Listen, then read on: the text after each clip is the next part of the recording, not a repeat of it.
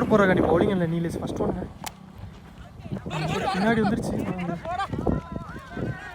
second one chance for கேட்சான்னு பார்த்தா அங்கே ஃபீல்டர்கிட்டே இங்கே விக்கெட்டாக மாறுது நியூ பேட்ஸ்மேன் இங்கே தினேஷ் ஸ்ட்ரைக்கில் பேட்டில் ஒரு டிப் இருந்துச்சுங்க நல்ல கீப்பிங்க இங்கே விக்கெட் பேக் டு பேக் இங்கே 2 விக்கெட்டு இங்கே மாது ஸ்ட்ரைக்கில் இங்கே ஹாட்ரி விக்கெட் ஆன் பவுலர் ஃபீல்டரே இல்லை